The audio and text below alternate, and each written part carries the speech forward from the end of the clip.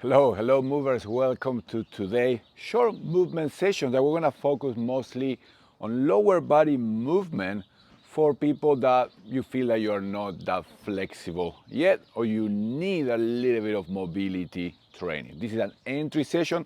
I'm gonna keep it short. We're gonna spend about 1 minute on each movement. You can do this any time of the day. We're gonna start facing down. We're gonna do a little bit of breathing. So I want you to facing down, long relaxed neck. We're gonna practice our nasal, so through nose, and diaphragmatic breath. Try to breathe first into your midsection, then into the rib cage. They don't need to be big breath, just make sure that you're breathing through nose into the midsection first. We're gonna try to keep that breath as we go. Now we're gonna move from there and we're gonna set up our kneeling position. Okay, just to see how this feels and to start spending some time in this kneeling position.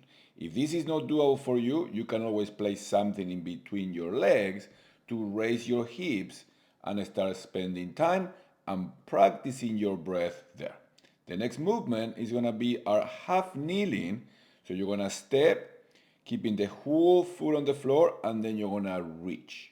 You're gonna make it as real as you can, like pretending that you are reaching for something. Now I started stepping in different directions and reaching with the opposite arm. Play around with this. I'm gonna do about 1 minute, stepping and reaching. Practice also bringing that knee to pass the line of the toes.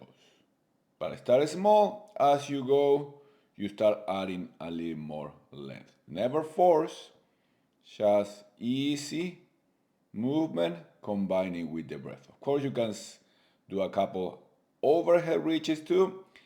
Be creative with this. You can completely reach with the same arm.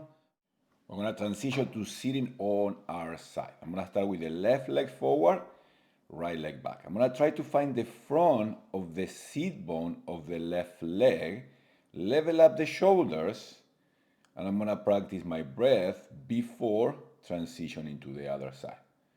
Now, right leg is in front. I'm gonna go for the front of the seat bone, and I'm gonna level up the shoulders, try to practice my breath, and then we're gonna add another transition. One breath, two breaths. Notice how this feels on your hips. With control, try not to use your hands. Find the same position on the other side. This one is called the side bend sit. And now we're gonna add a little hip extension before transitioning to the other side. So from the side bend, I'm gonna lift my hips, and then I'm gonna control the way down and then transition. Do a few reps, don't force, and move slow and with control. See if you can move through these movements while keeping the nice nasal and diaphragmatic breath. Try to avoid falling.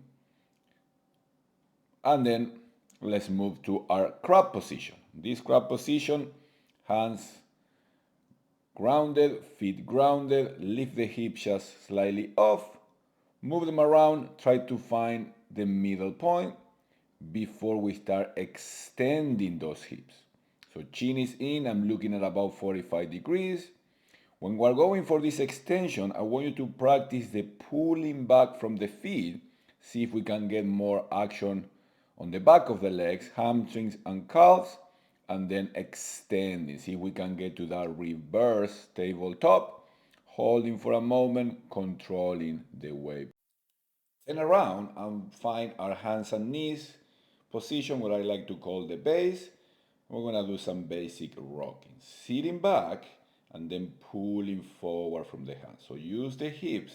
Try to bring the hips close to the heels without forcing, and of course keeping the breath.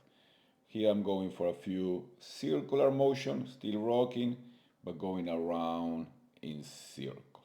Just simple, friendly movement. Now I'm gonna bring the toes down, so I'm gonna tuck the toes under, and I'm gonna practice the rocking with the toes under. Please be mindful to the toes and to your feet.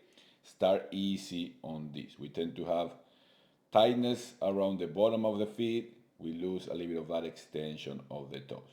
Now I'm transitioning from that quadruped position to the ball of the feet.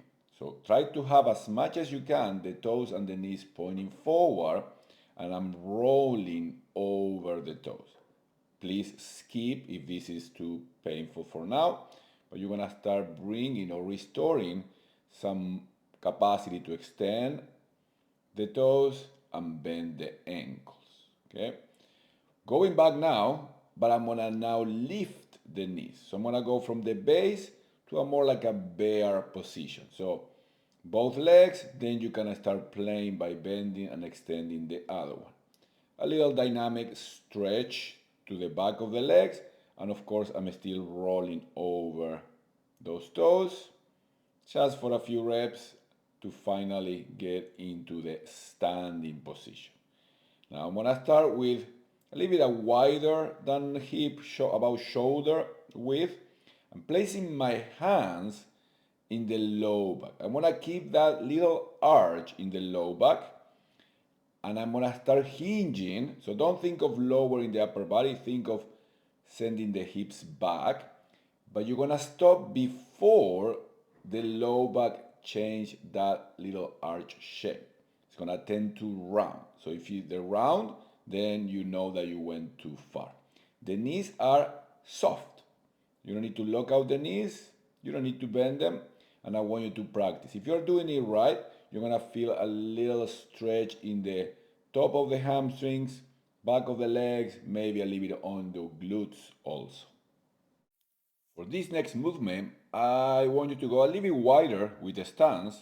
We're gonna start with that same hinge of the hips, but now we're gonna be lowering toward one side, coming up, and then lowering to the other side. Make sure that you start with a hinge first. So flexing at the hip, wider than shoulders, toes pointing forward and avoiding any movement at the trunk. You don't want to be side bending, you don't want to be rotating. After a few reps, you can just practice staying low and shifting the pelvis from one side to the other side. Always with the feet grounded. Then you can take a break, come up, do a couple repetitions. Practice here, don't make it too hard, but start finding the capacity to move the pelvis from side to side. Now, next one. Big step with the left leg, whole foot, and I'm gonna lower, trying to bring the knees or that left knee over the toes. Okay? You can bend the back leg, hover, bring it close to the floor, have everything pointing forward, spend a moment, then push to come back up. I'm gonna do about 30 to 40 seconds. You can count reps, maybe 5, 6, 7 reps on one side. Don't rush. Spend some time on the last rep at the bottom position. And then shake it off, and we're gonna find the same position, but on the other side. So a nice step with the right leg. Make sure that the back leg, you're on the ball of the feet, and the toes are pointing forward. They tend to rotate. Think of the heel of the back leg going slightly out. And we repeat the same amount of reps on this side. You may notice a difference from one side to the other side. Just take notes of those little things. Of course, you can always leave me a comment below. Let me know how these movements go for you, what you have discovered. If you have any questions, which one is the most challenging for you? Always happy to hear, to connect and communicate with you guys. And that will be it for now. I'm gonna do a little bit of rocking just to start cooling down. I promise I'm gonna keep it within 10 minutes. So this is something that you wanna come and visit often. A deep squat is always a good idea, just to check, assess, feet pointing forward, dropping, whole feet in contact with the ground. Don't leave the heels unless you need to. And then we can always finish going back to that kneeling and do a couple breaths. And that will be it for today. I hope you enjoy it and you get to this one often. Have a great day.